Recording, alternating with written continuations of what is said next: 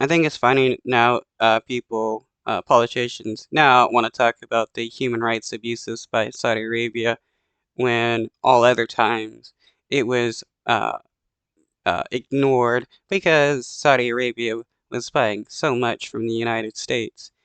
Personally, the United States does not care about human rights abuses as long as that nation is, buying something from the United States or giving the United States something. Sports washing is also a legitimate issue, but no amount of money can wash away the stain of the brutal Khashoggi assassination and other human rights abuses.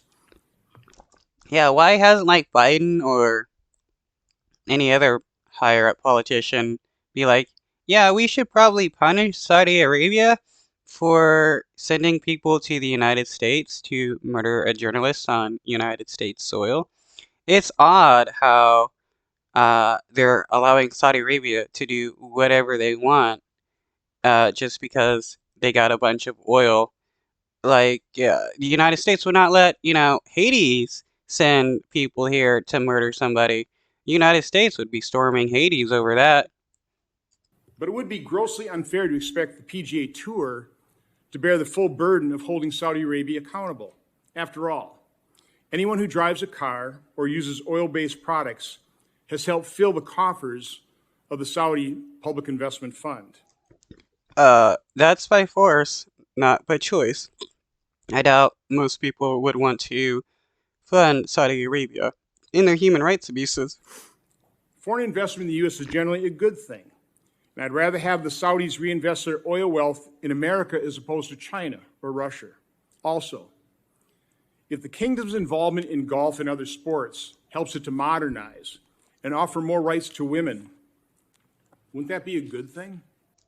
I mean, yeah, it would be, but why do you think that golf is going to be the thing that modernizes Saudi Arabia? They could still be uh, trash and still have golf and stuff. Just because they have sports doesn't mean they're going to treat women any better. The Saudi Arabian government is just religious nuts. Although I believe there are many more pressing issues Congress and this subcommittee should be focusing on, like many Americans, I have a great deal of interest in how this issue is resolved. As courts have indicated, Congress does have a legitimate role to play in settling the confusion in the law governing professional sports.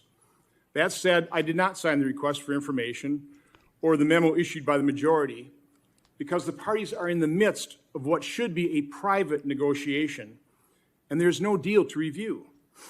Inquiries and investigations conducted by this subcommittee generally involve some measure of wrongdoing. There's nothing wrong with the PGA Tour negotiating its survival. Negotiations are often delicate, mostly private, and I fear Congress getting involved at this stage could have negative consequences. But I hope this hearing can be constructive and address the many legitimate questions the public has regarding the future of golf and how to preserve the purity of competition at the highest levels of the game. I mean, you're not going to be able to have a good golf tournament uh, when you're in a nation that, forces women to dress a certain way. That's definitely going to impede their gameplay when they're required to wear clothing head to toe, and instead of being able to wear like a pair of shorts and stuff. It's not going to be well for the ladies doing golfing in Saudi Arabia. Various parties in this dispute bring different perspectives and objectives to it. My guess is they do share a common love and respect for the game of golf and want to see it succeed well into the future.